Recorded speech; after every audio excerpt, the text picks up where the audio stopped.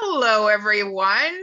We figured out how to go live where last week we did the upload. Hi, I'm Jeanette, the creator and one of the two fabulous co-founders of the Gratitude and Appreciation Summits International. And Kathy, what day of the week is it? Thankful Thursday. Yes, that means Friday's tomorrow, and that means we get to be thankful today. Excellent. I'm Kathy Fester, and I'm co-founder of Gratitude Appreciation Summit, and we're so thrilled that you're here tonight. We've got a special guest on tonight, Glenda Ottens, and she lives on a farm, 10 acres, I think it is, 10 acres, and she's got a dream, and she happens to be my sister, and I cannot be so happy for her and how she's living her dream now. Yeah, I can't say enough, Glenda. I'm just so proud of you. Welcome, Glenda. It's nice to meet you, Glenda. And Kathy, speaking of sisters, so we're going to pull sisters into it. It's my sister's birthday today. So is it really? Yes, it is. It's my sister's birthday today. So I'm grateful that I have an older sister. And also have a younger sister too. So I'm the middle daughter. So it's a sister love kind of day talking about gratitude. Welcome, Glenda. I can't think of anything better, Jeanette. Absolutely. So Glenda, you changed your whole career and you have been embracing it wholeheartedly.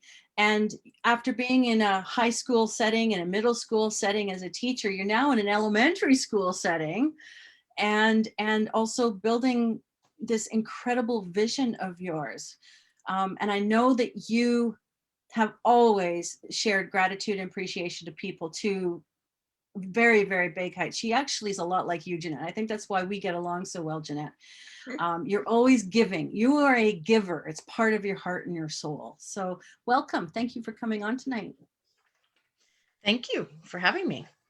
So Glenda, what's going on in your life? When Kathy says that you're a giver and you're all about gratitude, where does that come from and how are you using it today in your today life?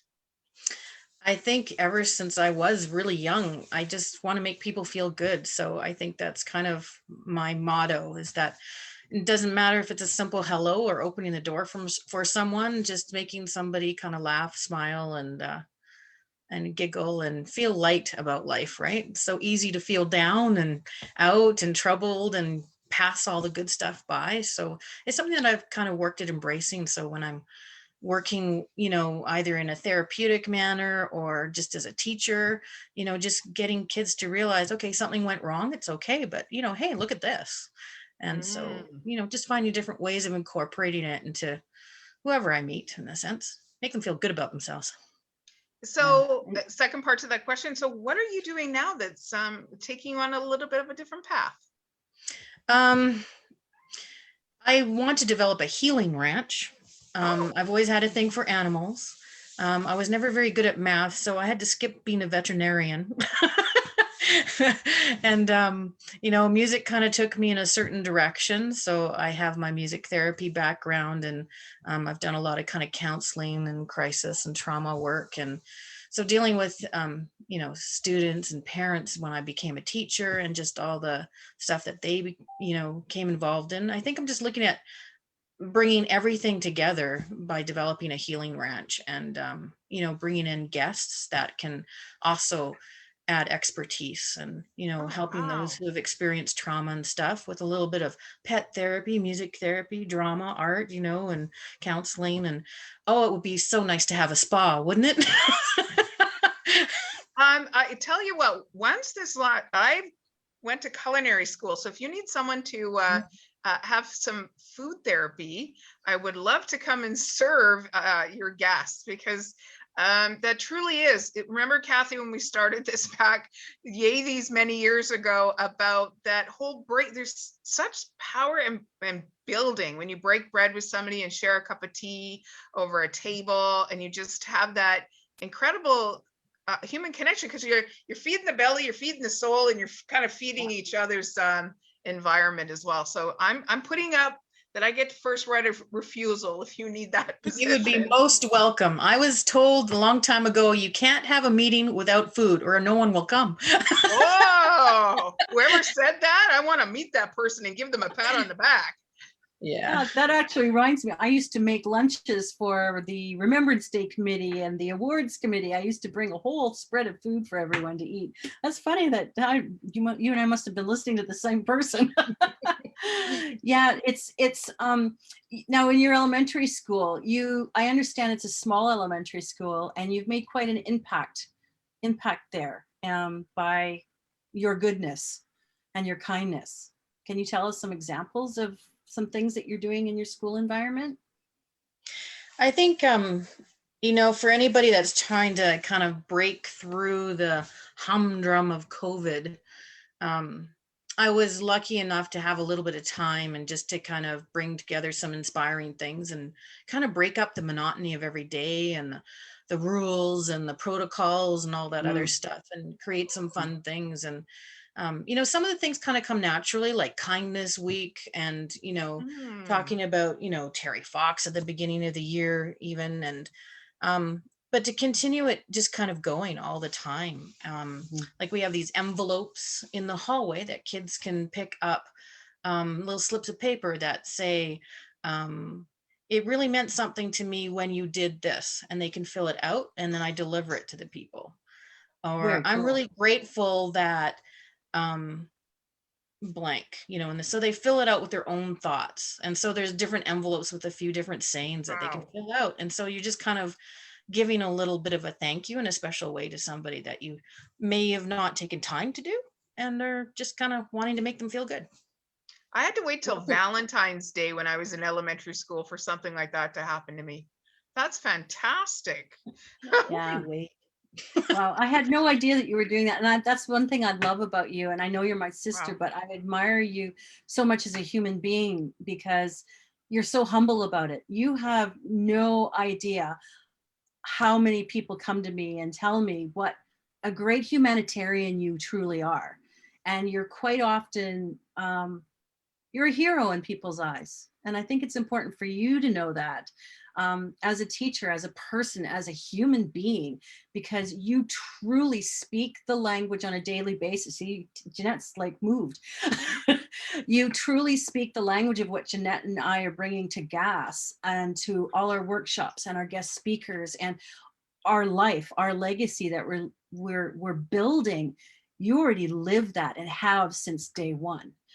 From the day you brought that puppy that was lost, needing a home, bringing it home and caring for it, and mom and dad saying, you can't keep it. You can't keep it. It's somebody else's dog. You have just always been that way. And Jeanette, she's the kind of person that she truly does hold a door open for a person and mean it with a heart. Often we'll go to a concert and she will give up her seat for whoever doesn't have a seat. No questions asked, and she'll go chasing after another chair. She doesn't ask, she just does. And I don't know. Yeah, I'm bragging about you, and that's what you get for being our guest today. You know what I But she's think? humble about it. Oh, What I shucks. what I think about this and how this system or what you've put into place, the trickle up effect, because then that's my new thing, the trickle up effect of someone was kind to me, I'm going to be kind to myself as I learn this crazy math, or I'm going to be kind to myself as I'm learn my spelling or learn something new, because my whole headspace, like my body, my soul is feeling good. I'm going to accept knowledge better. Where if you're bullied or said you're not valuable or you're not being said thank you to, you kind of go into your shell and you're like, no, I don't need to learn that. No, it's not important for me to learn that. Somebody didn't appreciate me today, so you know what? I'm just going to go through life. By taking this as a inherent teachable tool that comes naturally, the goodness that's going on in the world is just amazing. Because I can remember, I'm dialing back 50 years ago, I was just chatting with somebody about something that I was 5 years old, 6 years old. And I just dialed myself back to that little girl and going, wow, I bet you if, there was a little bit more kindness, maybe I would have been somebody different. Like, I'm pretty spectacular, but different, or learned in a much more holistic way is what I'm trying to say.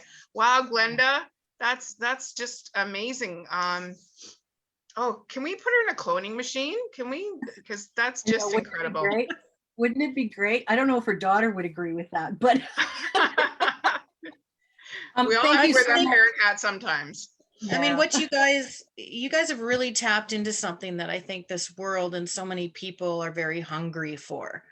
And it's just that lighter side and feeling good and not feeling that if something goes wrong, it doesn't have to be so deep and so Mm. hurtful. And you have so many other things around that you can still grab onto and to pull you through. And I mean, one would, certainly hope. And so when you're listening to all the inspiring stories of the guests that you have on and everything, it really touches that soft spot, I should say, of when people are, can relate to those times or looking for a little bit of ray of sunshine and stuff like that. So I think, most people have been through troubled times with kids and young kids, like when you're working with kindergartners and they're fighting over who's going to be in line first.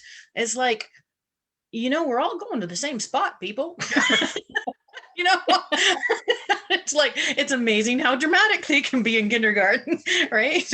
And it's just well, how are you making somebody feel when you're responding to this way? So it's really neat when you're a teacher to be able to grab onto those moments too, but just a casual person and giving people hope. I love that. I Oh, love it. So, Glenda, thank you for coming on tonight. oh, You are really an inspiration to many people. You touch many, many, many lives. I'm so proud to be your older sister. And yeah, you made Jeanette cry. I love it. Yay. Well, thank you very much, you guys. Thank you it for all was you're meant to doing. be. Gratitude and appreciation shows up just when you need it. As Cody Bateman of Send Out Cards says, the prompting. And you know what? The right person showed up in the Zoom today and was prompted to do it. So I'm grateful. I'm feeling incredible gratitude that I finally met you, because I've heard about you.